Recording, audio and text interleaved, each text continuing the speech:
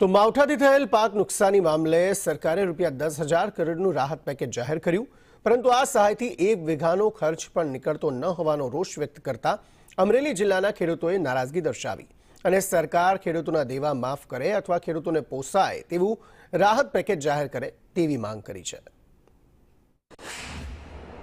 સરકારે ગઈકાલે 10,000 કરોડનું રાહત પેકેજ જાહેર કર્યું છે। ખેડૂતોની જે માંગણી છે તે પ્રમાણે વળતર યોગ્ય છે કે નહીં તેની સાથે આપણે સાવરકુંડલાના જે ખેડૂતો આપણે દ્રશ્યમાં જોઈ શકાય છે તે ઊભા છે, એમની સાથે વાત કરીએ।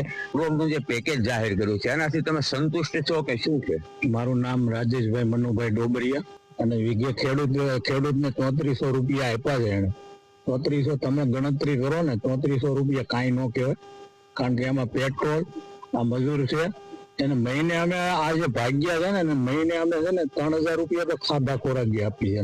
આ 10,000 કરોડનું સરકારે પેકેજ જાહેર કર્યું છે, એમાં ખેડૂતને આ વળતર કઈ મળે નહીં, લેણું માફ થાય તો આમાં ખેડૂત ઉભો રહી જાય। એક જ ધણીનો અદાણી છે અને એક જ ધણીના 33,000 કરોડ રૂપિયા એક ઝાટકે માફ કરી દીધા અને 53 લાખ ખેડૂત છે એને ખાલી 10,000 રૂપિયા જ દેવા છે।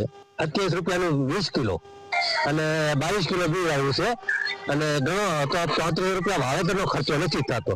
આ તમે બધું જોઈ શકો છો, 10 થી 12 મણ તૂટી ગઈ છે, ખાવણે વાળીને ભેગી કરવાની છે। એક મજૂર 1,500 રૂપિયામાં મજૂર મળતા નથી। કેવી રીતે તમે જોવો છો, શું કહેશો અને શું માંગણી છે, કેવું હોવું જોઈએ?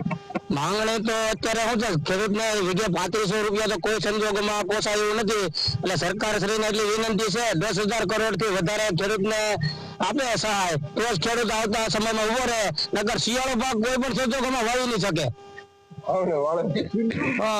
દાળિયા મજૂરી આ 4 મહિનાની મહેનત એ બધું તો અલગ જ રહી છે। અમારી માંગ એક જ છે, દેવું માફ કરો। પરંતુ ખેડૂતના હાથમાં 3400 રૂપિયા જેવી રકમ આવે છે, ત્યારે હવે જોવાનું એ રહે છે કે સરકારે આ ઐતિહાસિક બજેટ જાહેર કરી, મદદ જાહેર કરી અને ખેડૂતોને ખુશ કરવાનો પ્રયાસ કર્યો છે, પરંતુ ખેડૂતો પાયાની વાત ની સાંભળીએ તો ખેડૂતો ખુશ નથી।